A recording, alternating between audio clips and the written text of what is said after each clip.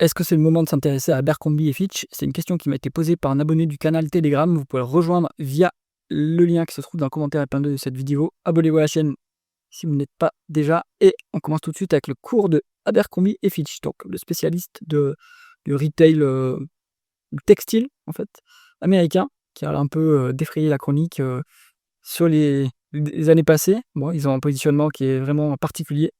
On voit qu'après la publication, ça a bien monté, mais on a récupéré toute la hausse. Donc on va revenir au plus bas récent, j'ai l'impression. Alors, on va regarder ce qui se passe du côté du chiffre d'affaires sur cette boîte. On va se mettre, alors eux, ils publient sur, alors leur année fiscale s'arrête en février. Est-ce qu'on a un trimestre supplémentaire de disponible? On a, oui, un trimestre qui s'arrête en mai, donc là, on va le prendre et on va regarder la croissance en rythme annualisé. Bon, la croissance est revenue quand même pas mal sur la boîte, hein, jusqu'à août 2024. Là, bon, on continue à avoir de la croissance, ça décélère un petit peu, mais ça reste honorable, hein, 12,5. C'est bien. La médiane est à 0,9. En fait, ils ont fait quelques années assez violentes de décroissance sur toute la période étudiée là. Bon, le plus dur, c'était récemment, ça a été sur 2022-2023. Maintenant, on a bien récupéré, donc la croissance est de nouveau de retour et c'est la croissance organique en plus, vu qu'on n'a pas d'acquisition qui est d'afficher ici. Donc si on en croit l'agrégateur, c'est de la croissance organique. Donc plutôt une forte croissance encore, hein. On va regarder les taux de marge.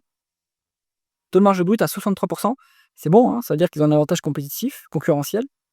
Excellent. Et en plus, ça a progressé en 10 ans.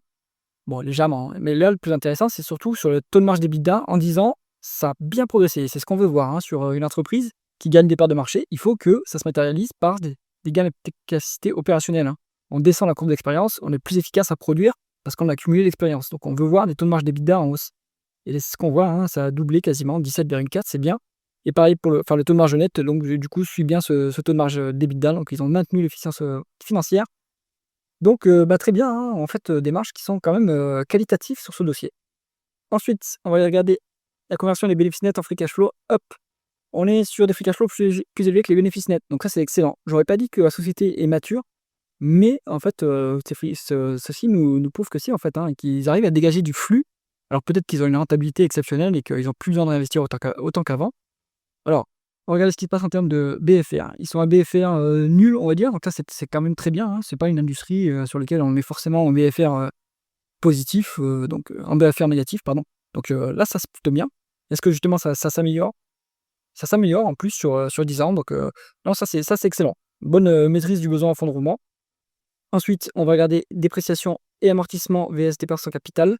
Donc là, on fait moins de dépenses en capital qu'avant, hein, 1 milliard de moins, ce qui est bon, ce qui veut dire aussi que l'entreprise n'a plus besoin peut-être d'investir autant pour développer ses nouvelles collections, et cetera. Donc ils ont peut-être changé aussi de business model. En tout cas, ça aide les free cash flow. Ça me donne 1 milliard de plus. Et ensuite, est-ce qu'on a du other non-cash items? On en a pour 2 milliards.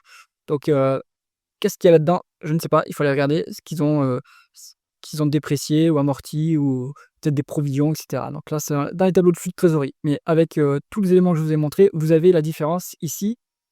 Pour valoriser Abercrombie et Fitch, s'ils n'ont pas de dette, moi je préfère utiliser les free cash flow. Ça représente mieux ce que gagne réellement l'entreprise.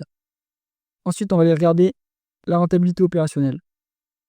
On est sur une médiane de 5,7 sur 10 ans et ça a complètement explosé depuis 2023 et ça se maintient à un niveau exceptionnel. 23% de rendement des capitaux investis, c'est excellent, hein. C'est plutôt fort, hein, surtout pour.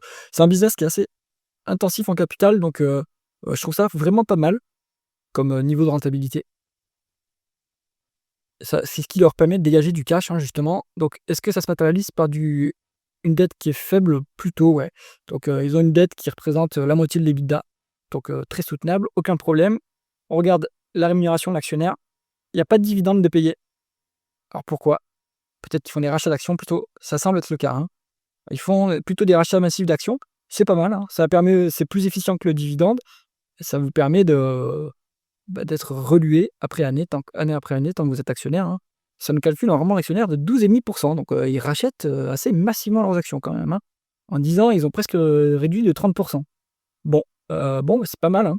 Et je pense qu'en plus, ils ont largement les free cash flow pour faire ces rachats d'actions sans problème. Alors, on va regarder la valorisation maintenant en price to alors en deux, allez, on va regarder la valeur d'entreprise sur EBITDA, c'est vraiment pas cher, hein. C'est un dossier qui se traite, En fait, les marchés n'aiment pas ce dossier, j'ai l'impression, hein.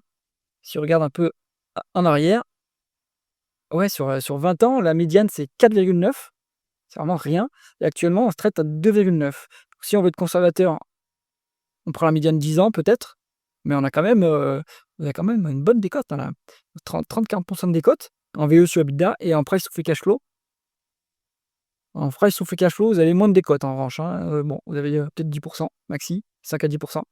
Ce qui est bon, c'est bien, petite marge de sécurité. Donc Abercrombie and Fitch, je pense que c'est pas si mal comme dossier, hein. Après, c'est un secteur qui est compétitif, hein, c'est assez difficile de percer dans le secteur et d'avoir des collections qui marchent, hein. C'est lié à des effets de mode et à des créateurs que vous avez.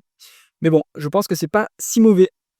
Avant de se quitter, si jamais vous cherchez des pistes d'investissement, pensez à cliquer sur le lien en haut à droite de l'écran pour télécharger mon portefeuille. Si cette vidéo vous a plu, mettez un pouce vers le haut et pensez à vous abonner à la chaîne. À bientôt.